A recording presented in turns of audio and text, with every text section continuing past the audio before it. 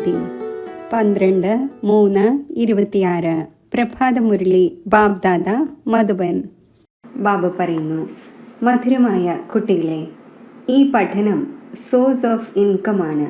ഇതിലൂടെ നിങ്ങൾ മനുഷ്യനിൽ നിന്നും ദേവതയാകുന്നു. 21 ജന്മത്തേക്ക് സത്യമായ സമ്പാദ്യം ഉണ്ടാകുന്നു. ചോദ്യം: ബാബ കേൾപ്പിക്കുന്ന മധുരമായ കാര്യങ്ങൾ എപ്പോഴാണ് ധാരണയാകുന്നത്? ഉത്തരം: ബുദ്ധിയിൽ പരമത്തിൻ്റെയും മന്മത്തിൻ്റെയും പ്രഭാവം ഉണ്ടാകാത്തപ്പോൾ. ഏത് കുട്ടികളാണോ കേട്ട് കേൾവിയുടെ കാര്യങ്ങളനുസരിച്ച് നടക്കുന്നത്, അവരുടെ ബുദ്ധിയിൽ ധാരണ ഉണ്ടാവുക സാധ്യമല്ല. ജ്ഞാനമല്ലാതെ മറ്റെന്തെങ്കിലും കാര്യം ആരെങ്കിലും കേൾപ്പിക്കുന്നു എങ്കിൽ അവർ ശത്രുവിനെ പോലെയാണ്. അസത്യമായ കാര്യങ്ങൾ കേൾപ്പിക്കുന്ന വളരെ പേരുണ്ട്. അതിനാൽ hear no evil, see no evil. മനുഷ്യനിൽ നിന്നും ദേവതയാകുന്നതിനായി ഒരു ബാബയുടെ ശ്രീമത്തിലൂടെ തന്നെ നടക്കണം. ഗീതം നമ്മുടെ തീർത്ഥസ്ഥാനം വേറിട്ടതാണ്. ഓം ശാന്തി. ഈ ഗീതത്തിൽ സ്വന്തം മഹിമ പറയുന്നത് പോലെയാണ്. വാസ്തവത്തിൽ സ്വന്തം മഹിമ പറയാറില്ല. ഇതാകട്ടെ എല്ലാം മനസ്സിലാക്കേണ്ട കാര്യങ്ങളാണ്. ഭാരതവാസികൾ വളരെയധികം വിവേകശാലികളായിരുന്നു. ഇപ്പോൾ അവിവേകി ആയിരിക്കുന്നു. ഇപ്പോൾ ചോദ്യമുയരുന്നു, ആരായിരുന്നു വിവേകശാലികൾ? ഇതെവിടെയും എഴുതപ്പെട്ടിട്ടില്ല. നിങ്ങൾ ഗുപ്തമാണ്. എത്ര വണ്ടർഫുള്ളായ കാര്യങ്ങളാണ്. ഒന്നാമതായി ബാബ പറയുന്നു, എന്നിലൂടെ മാത്രമേ കുട്ടികൾക്ക് എന്നെ അറിയുവാൻ സാധിക്കുകയുള്ളൂ. പിന്നെ എന്നിലൂടെ സർവ്വതും അറിയുന്നു. സൃഷ്ടിയുടെ ആദി മധ്യ അന്ത്യത്തിൻ്റെ കളിയെ മനസ്സിലാക്കുന്നു. മറ്റാരും അറിയുന്നില്ല. പിന്നെ ഒരു മുഖ്യ തെറ്റും വരുത്തി. നിരാകാരനും പരംപിത പരമാത്മാവുമായ ശിവനു പകരം കൃഷ്ണന്റെ നാമം വെച്ചു. ആദ്യ നമ്പറിലെ ശാസ്ത്രത്തെ ശ്രീമദ് ഭഗവത്ഗീത എന്ന് പറയുന്നു. അത് തെറ്റായി. അതിനാൽ ഏറ്റവും ആദ്യം ഭഗവാൻ ഒന്നാണ് എന്നത് സിദ്ധമാക്കണം. പിന്നെ ചോദിക്കണം, ഗീതയുടെ ഭഗവാൻ ആരാണ്? ഭാരതത്തിൻ്റെ ആദ്യ സനാതന ദേവീ ദേവതാധർമ്മമാണ്. അഥവാ പുതിയ ധർമ്മം എന്ന് പറയുകയാണെങ്കിൽ ബ്രാഹ്മണ ധർമ്മത്തെ തന്നെ പറയും. ആദ്യം കുടുമിയാകുന്ന ബ്രാഹ്മണൻ, പിന്നെ ദേവതമാർ. ഉയർന്നതിലും ഉയർന്നത് ബ്രാഹ്മണ ധർമ്മമാണ്. ഏത് ബ്രാഹ്മണരെയാണോ ബ്രഹ്മാവിലൂടെ പരംപിത പരമാത്മാവ് രചിക്കുന്നത്, അതേ ബ്രാഹ്മണർ പിന്നെ ദേവതയാകുന്നു. മുഖ്യമായ കാര്യമാണ്, ഭഗവാൻ സർവരുടെയും പിതാവാണ്. പുതിയ ലോകത്തിൻ്റെ രചയിതാവാണ്. തീർച്ചയായും പുതിയ ലോകം തന്നെ രചിക്കുമല്ലോ. പുതിയ ലോകത്തിൽ പുതിയ ഭാരതമുണ്ടായിരിക്കും. ജന്മവും ഭാരതത്തിലാണ് എടുത്തത്. ഭാരതത്തെ തന്നെയാണ് സ്വർഗമാക്കിക്കൊണ്ടിരിക്കുന്നത് ബ്രഹ്മാവിലൂടെ.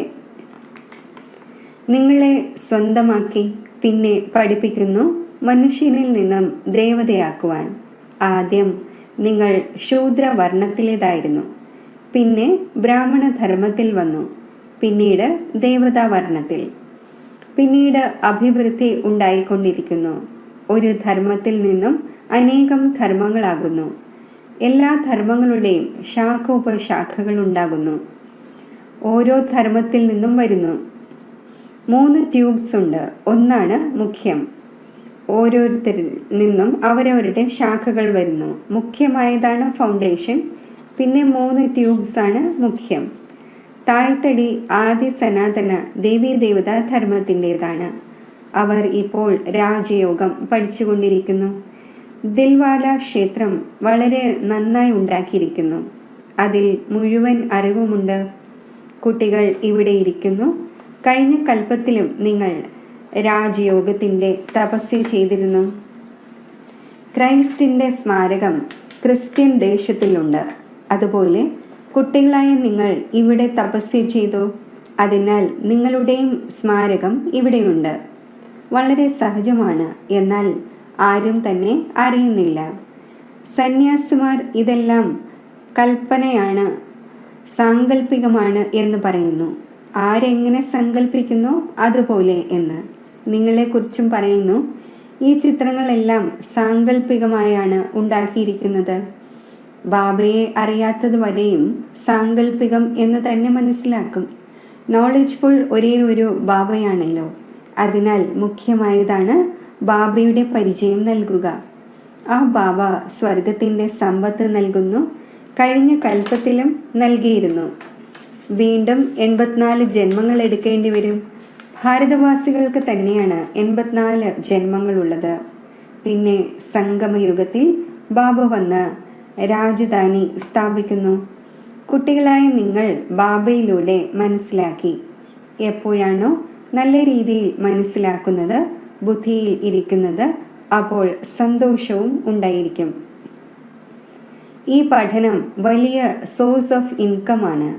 പഠനത്തിലൂടെയാണ് മനുഷ്യർ ബാരിസ്റ്ററും മറ്റും ആകുന്നത്. എന്നാൽ ഈ പഠനം മനുഷ്യനിൽ നിന്നും ദേവത ആകുവാനുള്ളതാണ്. പ്രാപ്തി എത്ര ഭാരിച്ചതാണ്! ഇതുപോലൊരു പ്രാപ്തി മറ്റാർക്കും ഉണ്ടാക്കിക്കുവാൻ സാധിക്കില്ല. ഗ്രന്ഥത്തിലും പാടപ്പെട്ടിട്ടുണ്ട്, മനുഷ്യനിൽ നിന്നും ദേവതയാക്കി. കാലതാമസം കൂടാതെ തന്നെ. പക്ഷേ മനുഷ്യരുടെ ബുദ്ധി പ്രവർത്തിക്കുന്നില്ല. തീർച്ചയായും ആ ദേവീ ദേവതാധർമ്മം പ്രായേണ ലോപിച്ചുപോയി. അപ്പോഴാണ് മനുഷ്യനിൽ നിന്നും ദേവതയാക്കി എന്നെഴുതിയിരിക്കുന്നത്. ദേവതമാർ സത്യയുഗത്തിലുണ്ടായിരുന്നു. അവരെ തീർച്ചയായും ഭഗവാൻ സംഗമത്തിൽ രചിച്ചിട്ടുണ്ടാകും. എങ്ങനെ രചിച്ചു ഇതറിയുന്നില്ല. ഗുരു നാനാക്കും പരമാത്മാവിൻ്റെ മഹിമ പാടിയിട്ടുണ്ട്. ഗുരു നാനാക്കിനെ പോലെ മറ്റാരും മഹിമ പാടിയിട്ടില്ല. അതിനാലാണ് ഗ്രന്ഥത്തെ ഭാരതത്തിൽ പഠിക്കുന്നത്. ഗുരു നാനാക്കിൻ്റെ അവതാരം കലിയുഗത്തിലാണ് ഉണ്ടാകുന്നത്. അദ്ദേഹം ധർമ്മസ്ഥാപകനാണ്. രാജധാനി പിന്നീടാണ് ഉണ്ടായത്. ബാബ ഈ ദേവീ ദേവതാ ധർമ്മം സ്ഥാപിച്ചു. വാസ്തവത്തിൽ പുതിയ ലോകം ബ്രാഹ്മണരുടേതാണ് എന്ന് തന്നെ പറയാം. കുടുമി ബ്രാഹ്മണരുടേതാണ്. എന്നാൽ രാജധാനി ദേവീ ദേവന്മാരിൽ നിന്നാണ് ആരംഭിക്കുന്നത്. ബ്രാഹ്മണരായ നിങ്ങൾ രചിക്കപ്പെട്ടിരിക്കുന്നു. നിങ്ങളുടെ രാജധാനിയില്ല. നിങ്ങൾ തനിക്ക് വേണ്ടി രാജധാനി സ്ഥാപിക്കുന്നു. വളരെ വണ്ടർഫുള്ളായ കാര്യങ്ങളാണ്. മനുഷ്യരാണെങ്കിൽ ഒന്നും അറിയുന്നില്ല. ആദ്യം സ്വയം മനസ്സിലാകുമ്പോൾ തന്നിലൂടെ മറ്റുള്ളവർക്കും മനസ്സിലാകും.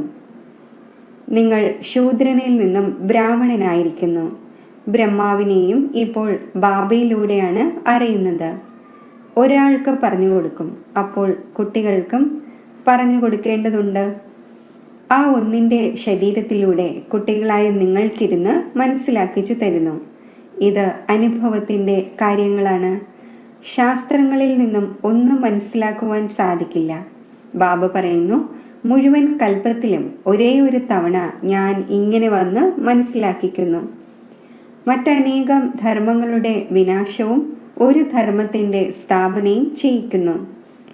ഇത് 5000 വർഷത്തിൻ്റെ കളിയാണ്. കുട്ടികളായ നിങ്ങൾക്കറിയാം, നമ്മൾ 84 ജന്മങ്ങൾ എടുത്തിട്ടുണ്ട്. വിഷ്ണുവിൻ്റെ നാഭിയിൽ നിന്നും ബ്രഹ്മാവിനെ കാണിക്കുന്നു. ബ്രഹ്മാവും വിഷ്ണുവും ഇവർ ആരുടെ കുട്ടികളാണ്? രണ്ടുപേരും ശിവന്റെ കുട്ടികളായി. ആ ഒന്ന് രചയിതാവ്, ഇവർ രചന. ഈ കാര്യങ്ങളെ ആർക്കും മനസ്സിലാക്കുവാൻ സാധിക്കില്ല. തീർത്തും പുതിയ കാര്യമാണ്. ബാബയും പറയുന്നു, ഇത് പുതിയ കാര്യങ്ങളാണ്.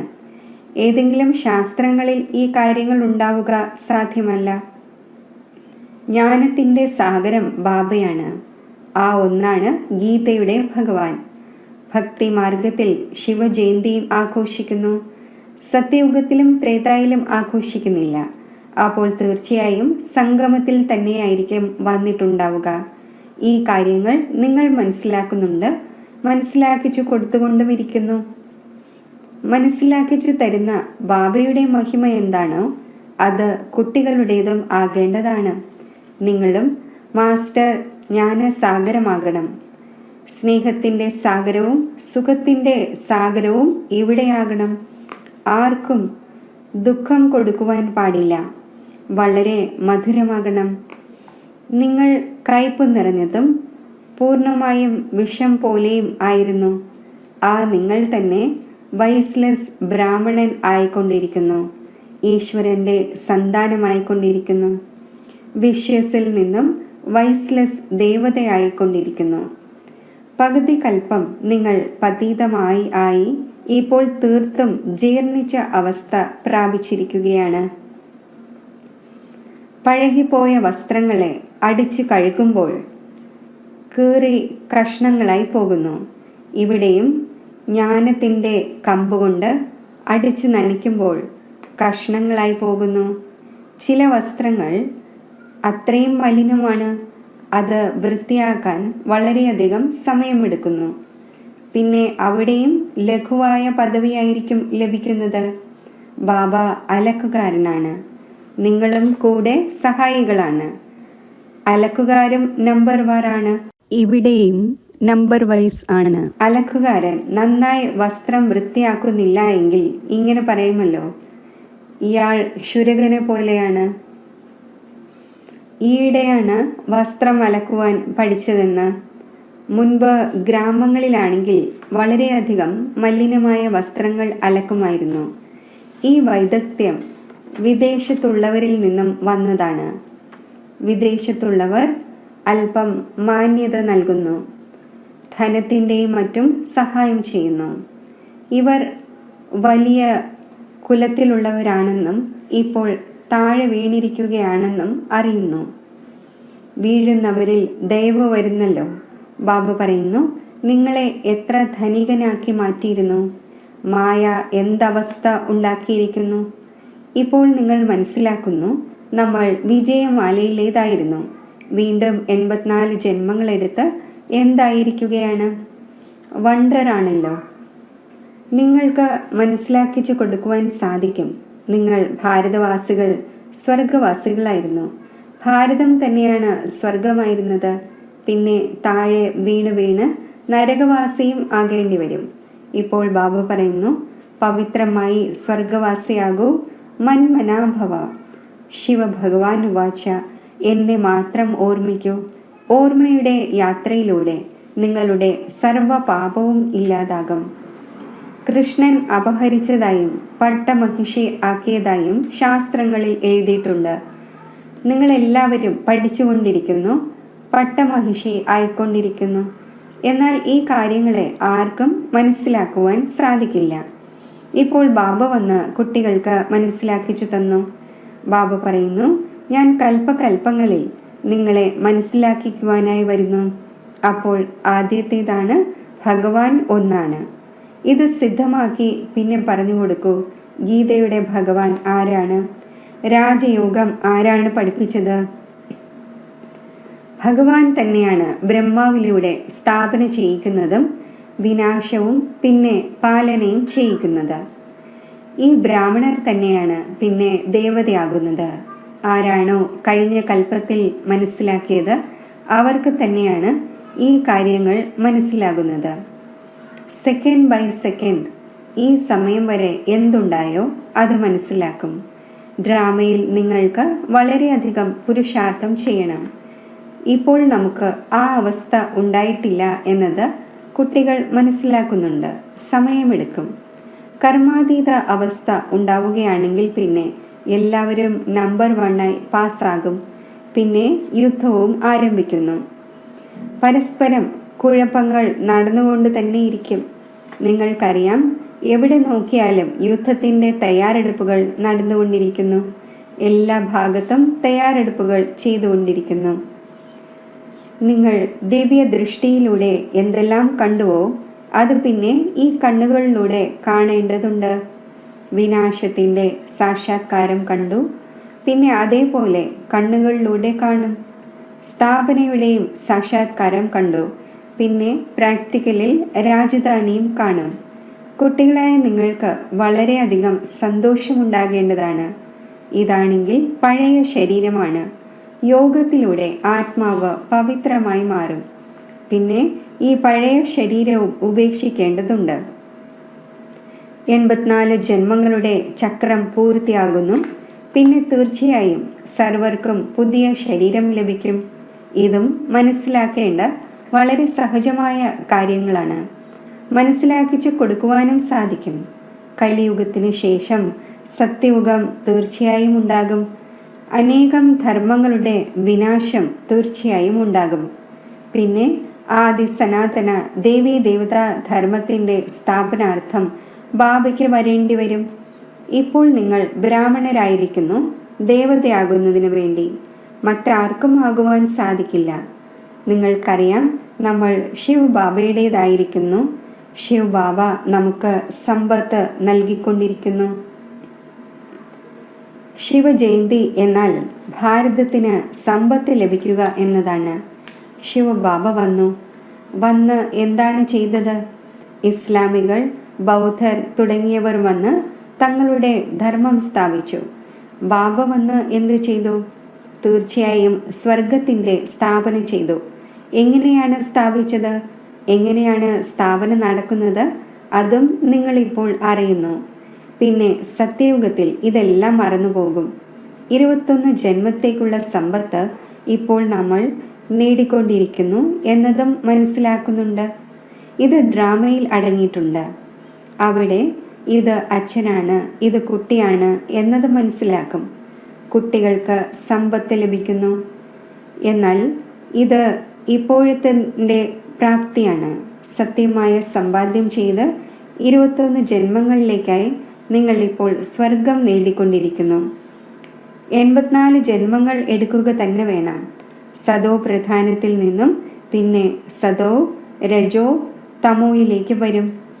ഇത് നല്ല രീതിയിൽ ഓർമ്മിക്കുന്നതിലൂടെ പിന്നെ സന്തോഷത്തിലും ഇരിക്കും. മനസ്സിലാക്കിച്ചു കൊടുക്കുന്നതിന് വലിയ പ്രയത്നം തോന്നുന്നു. മനസ്സിലാക്കുമ്പോൾ അവർക്ക് വലിയ സന്തോഷവും ഉണ്ടാകും. ഏത് കുട്ടികളാണോ നല്ല രീതിയിൽ മനസ്സിലാക്കുന്നത് അവർ പിന്നെ വളരെ പേർക്ക് മനസ്സിലാക്കിച്ചു കൊടുത്തുകൊണ്ടിരിക്കും. മുള്ളുകളെ പുഷ്പമാക്കിക്കൊണ്ടിരിക്കുന്നു. ഇതാണ് പരിധിയില്ലാത്ത പഠനം. സമ്പത്തും പരിധിയില്ലാത്തതാണ് ലഭിക്കുന്നത്. പിന്നെ ഇതിൽ ത്യാഗവും പരിധിയില്ലാത്തതാണ്. ഗൃഹസ്ഥ വ്യവഹാരത്തിൽ ഇരുന്നു കൊണ്ടും മുഴുവൻ ലോകത്തെയും ത്യാഗം ചെയ്യണം. കാരണം നിങ്ങൾക്കറിയാം, ഈ പഴയ ലോകം ഇല്ലാതാകേണ്ടതുണ്ട്. ഇപ്പോൾ പുതിയ ലോകത്തിലേക്ക് പോകണം. അതിനാൽ പരിധിയില്ലാത്ത സന്യാസം ചെയ്യിക്കുന്നു. സന്യാസിമാരുടേത് പരിധിയുള്ള സന്യാസമാണ്. അവരുടേത് ഹഠയോഗമാണ്. ഇതിൽ ഹഠത്തിൻ്റെ കാര്യമൊന്നുമില്ല. ഇത് പഠനമാണ്. പാഠശാലയിൽ പഠിക്കേണ്ടതുണ്ട്. മനുഷ്യനിൽ നിന്നും ദേവതയാകുന്നതിനു വേണ്ടി. ശിവഭഗവാൻ ഉവാച, കൃഷ്ണനാവുക സാധ്യമല്ല. കൃഷ്ണനെ ഹെവൻലി ഗോഡ് ഫാദർ എന്ന് പറയില്ല, ഹെവൻലി പ്രിൻസ് എന്ന് പറയും. അപ്പോൾ എത്ര മധുരമധുരമായ കാര്യങ്ങൾ മനസ്സിലാക്കുകയും ധാരണ ചെയ്യേണ്ടവയുമാണ്. ദൈവിക ലക്ഷണവും ആവശ്യമാണ്. ഒരിക്കലും കേട്ട് കേൾവിയുടെ കാര്യങ്ങളിൽ മുഴുകരുത്. വ്യാസനാൽ എഴുതപ്പെട്ട കാര്യങ്ങളിൽ മുഴുകി മോശമായ ഗതി ഉണ്ടായില്ലേ? ജ്ഞാനമല്ലാതെ മറ്റെന്തെങ്കിലും കേൾപ്പിക്കുകയാണ് എങ്കിൽ മനസ്സിലാക്കൂ, ഇയാൾ നമ്മുടെ ശത്രുവാണ്, ദുർഗതിയിലേക്കാണ് കൊണ്ടുപോകുന്നത്. ഒരിക്കലും പരമത്തിൻ്റെ കാര്യത്തിൽ മുഴുകരുത്. മന്മത്തും പരമത്തും അനുസരിച്ച് നടന്നു എങ്കിൽ ഇവർ മരിച്ചു. ബാബ മനസ്സിലാക്കിച്ചു തന്നുകൊണ്ടിരിക്കുന്നു. അസത്യമായ കാര്യങ്ങൾ പറയുന്നവർ ധാരാളമുണ്ട്. നിങ്ങൾക്ക് ബാബയിൽ നിന്ന് തന്നെയാണ് കേൾക്കേണ്ടത്. Hear no evil, see no evil. Bap Dada വന്നിരിക്കുന്നത് തന്നെ മനുഷ്യനിൽ നിന്നും ദേവതയാക്കുവാനാണ്. അപ്പോൾ ആ ഒന്നിൻ്റെ ശ്രീമത്ത് അനുസരിച്ച് നടക്കേണ്ടതാണ്. ശരി, മധുരമധുരമായ സിഖിലതെ കുട്ടികൾക്ക് മാതാവും പിതാവുമായ ബാബ് ദാദയുടെ സ്നേഹസ്മരണകൾ. Good morning. ആത്മീയ അച്ഛൻ്റെ ആത്മീയ കുട്ടികൾക്ക് നമസ്തേ. ധാരണയ്ക്കുള്ള മുഖ്യസാരം. ഇവിടെ ബാബയ്ക്ക് സമാനം സുഖത്തിൻ്റെ സാഗരവും സ്നേഹത്തിൻ്റെ സാഗരവുമാകണം. സർവഗുണങ്ങളും ധാരണ ചെയ്യണം. ആർക്കും ദുഃഖം നൽകരുത്. കേട്ട് കേൾവിയുടെ കാര്യങ്ങളിൽ ഒരിക്കലും വിശ്വസിക്കരുത്. പരമത്തനുസരിച്ച് നടക്കരുത്. Hear no evil, see no evil. വരദാനം. ഞാൻ എന്ന ഭാവത്തിൻ്റെ ഭാരം സമാപ്തമാക്കി പ്രത്യക്ഷ ഫലം അനുഭവിക്കുന്ന ബാലകനും അധികാരിയുമായി ഭവിക്കട്ടെ. എപ്പോഴാണോ ഏതെങ്കിലും പ്രകാരത്തിലുള്ള ഞാൻ എന്ന ഭാവം വരുന്നത്, അപ്പോൾ ഭാരം ശിരസിൽ വരുന്നു. എന്നാൽ എല്ലാ ഭാരവും എനിക്ക് നൽകൂ, താങ്കൾ കേവലം നൃത്തമാടുകയും പറക്കുകയും ചെയ്യൂ എന്ന് ബാബ ഓഫർ ചെയ്തുകൊണ്ടിരിക്കുന്നു. പിന്നെ ഈ ചോദ്യം എന്തുകൊണ്ട്? സർവീസ് എങ്ങനെ നടക്കും? പ്രഭാഷണം എങ്ങനെ ചെയ്യും? താങ്കൾ കേവലം നിമിത്തമാണ് എന്ന് മനസ്സിലാക്കി കണക്ഷൻ പവർ ഹൗസുമായി യോജിപ്പിച്ചിരിക്കൂ. നിരാശമാകരുത്. അപ്പോൾ ബാബ്ദാദ സർവ്വതും സ്വതവേ ചെയ്യിച്ചുകൊള്ളും. ബാലകനും അധികാരിയുമാണ് എന്ന് മനസ്സിലാക്കി ശ്രേഷ്ഠ സ്റ്റേജിൽ സ്ഥിതി ചെയ്യൂ. അപ്പോൾ പ്രത്യക്ഷ ഫലത്തിൻ്റെ അനുഭൂതി ഉണ്ടായിക്കൊണ്ടിരിക്കും. സ്ലോഗൻ: ജ്ഞാനദാനത്തോടൊപ്പം ഗുണദാനം ചെയ്യൂ, അപ്പോൾ സഫലത ലഭിച്ചുകൊണ്ടിരിക്കും. അവ്യക്ത സൂചന: നിശ്ചയത്തിൻ്റെ ഫൗണ്ടേഷൻ ശക്തമാക്കി സദാ നിർഭയവും നിശ്ചിന്തവുമായിരിക്കൂ. എങ്ങനെയുള്ള കടുത്ത പരിതസ്ഥിതിയും ആയിക്കൊള്ളട്ടെ, എന്നാൽ കളിയായി മനസ്സിലാക്കുന്നതിലൂടെ കടുത്ത സമസ്യയും ലഘുവായി മാറുന്നു. പല കുട്ടികളിലും ധൈര്യമുണ്ട്. അതിനാൽ ഏത് കാര്യം ഉണ്ടായാലും പറയുന്നു, അതെ ചെയ്യാം, ആലോചിക്കാം. ധൈര്യമുണ്ട്, എന്നാൽ ഫെയ്ത്ത് വിശ്വാസം ഇല്ല. ഫെയ്ത്ത്ഫുൾ ആയവരുടെ വാക്കുകൾ ഇങ്ങനെയായിരിക്കില്ല. ഫെയ്ത്ത്ഫുള്ളിൻ്റെ അർത്ഥം തന്നെ മനസ്സ്, വാക്ക്, കർമ്മം, ഓരോ കാര്യത്തിലും നിശ്ചയബുദ്ധി. അവരുടെ വായിൽ നിന്നും ഒരിക്കലും ധൈര്യഹീനം ആക്കുന്നതിൻ്റെ വാക്കുകൾ വരികയില്ല. ഓം ശാന്തി.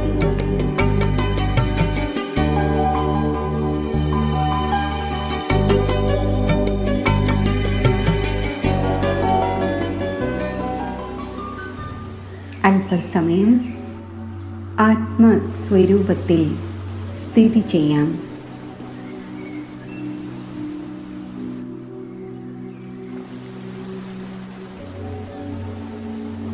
മസ്തക മധ്യത്തിൽ തിളങ്ങുന്ന ജ്യോതിയായ ഞാൻ അജർ, അമർ, അവിനാശി ആത്മാവാണ്.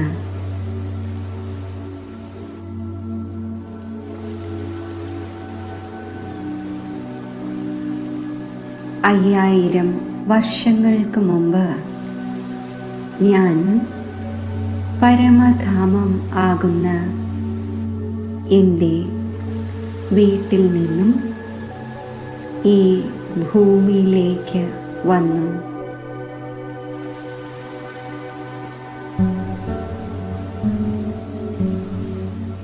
ആദ്യത്തെ 2 യുഗങ്ങളിൽ ഞാൻ സമ്പൂർണ്ണ സുഖത്തിൻ്റെയും ആനന്ദത്തിൻ്റെയും ജന്മങ്ങളിലൂടെ കടന്നുപോയി. കാരണം ഞാൻ ആ സമയം സർവഗുണ സമ്പന്നമായിരുന്നു. സമ്പൂർണ്ണ നിർവികാരിയായിരുന്നു. ആത്മാഭിമാനിയായിരുന്നു.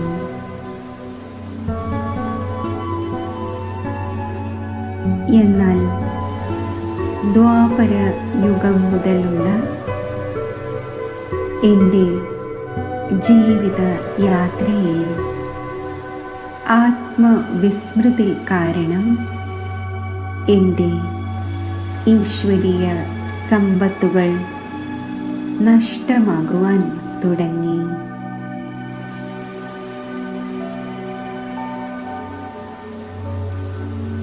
ഇപ്പോൾ വീണ്ടും ഈ അതിശ്രേഷ്ഠമായ സംഗമയുഗത്തിൽ സർവശക്തിമാനായ പരമാത്മാവ് എനിക്ക് സത്യമായ ജ്ഞാനം നൽകിയിരിക്കുന്നു. ഞാൻ ദേഹമല്ല, ആത്മാവാകുന്നു. ശാന്ത സ്വരൂപമാകുന്നു.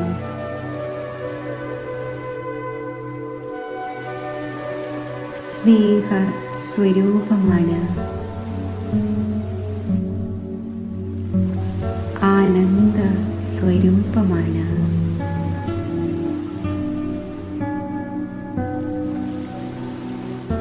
ആനന്ദം എൻ്റെ സ്വഭാവമാണ്.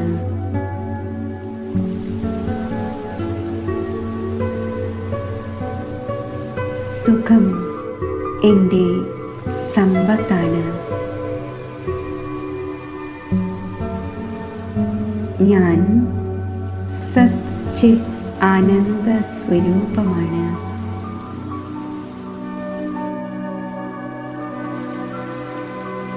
ഈ സ്മൃതിയുടെ സ്വരൂപമായി മാറുന്നു.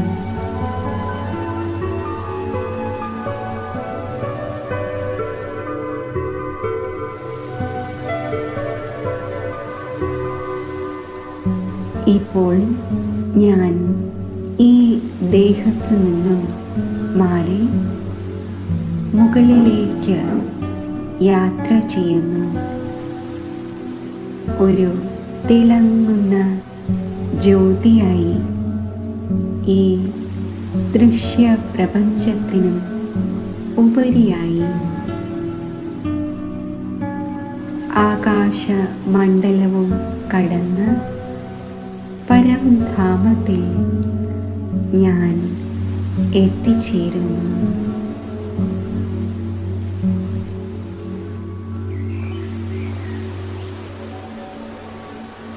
സ്വർണ്ണ ചുവന്ന പ്രകാശം നിറഞ്ഞ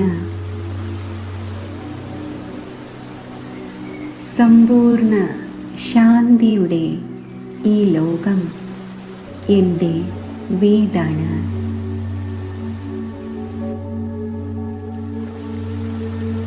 എൻ്റെ മുന്നിൽ സർവ ദുഃഖങ്ങളും ഹരിച്ച് സുഖം നൽകുന്ന ആനന്ദ സാഗരമായ ശിവപരമാത്മാവിനെ കണ്ട് ഞാൻ ആനന്ദിതമാകുന്നു.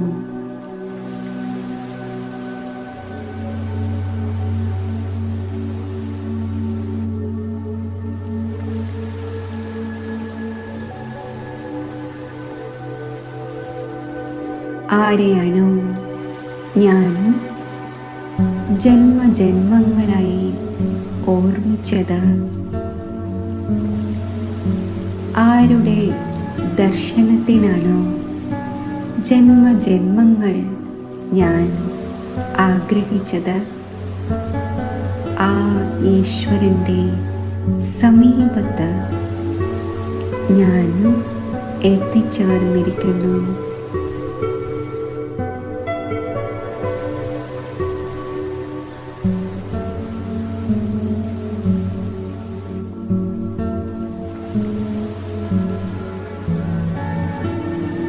എൻ്റെ പ്രിയപ്പെട്ട ബാബയുടെ അടുത്ത് ഞാൻ വന്നിരിക്കുകയാണ്.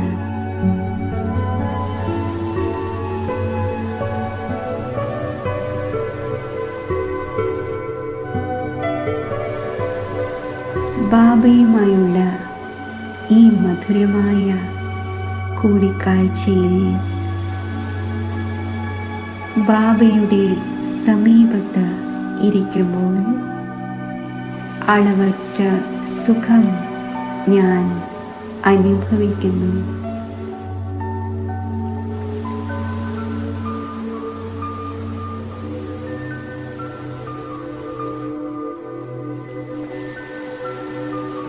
പ്രിയപ്പെട്ട ബാബ,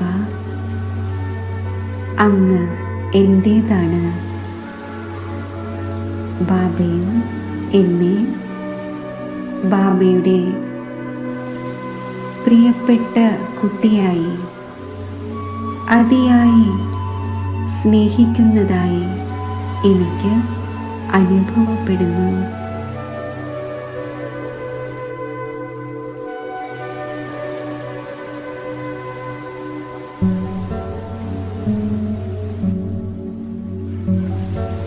ഈ ഈശ്വരീയ സ്നേഹത്തിൽ ഈശ്വരൻ്റെ സുഖദായി കിരണങ്ങളുടെ ആനന്ദദായി കിരണങ്ങളുടെ പ്രഭാവത്തിൽ ഞാൻ സമ്പന്നമാകുന്നു,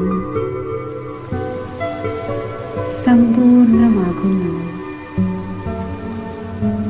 ആത്മവിസ്മൃതിയുടെ ജീവിത യാത്രയ്ക്കിടയിൽ നഷ്ടമായ സർവ ഈശ്വരീയ സമ്പത്തും എനിക്ക് തിരികെ പ്രാപ്തമാകുന്നു.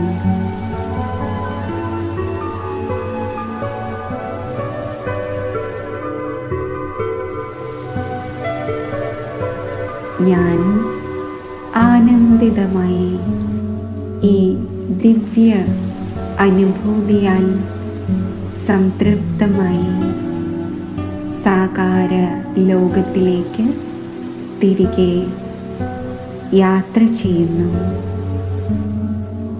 ദൃശ്യപ്രപഞ്ചത്തിലേക്ക് തിരികെ വന്ന് എൻ്റെ സാകാര ദേഹത്തിലേക്ക് വന്ന് മസ്തകമധ്യത്തിൽ സച്ചിത് ആനന്ദ സ്വരൂപമായി സ്ഥിതി ചെയ്യുന്നു.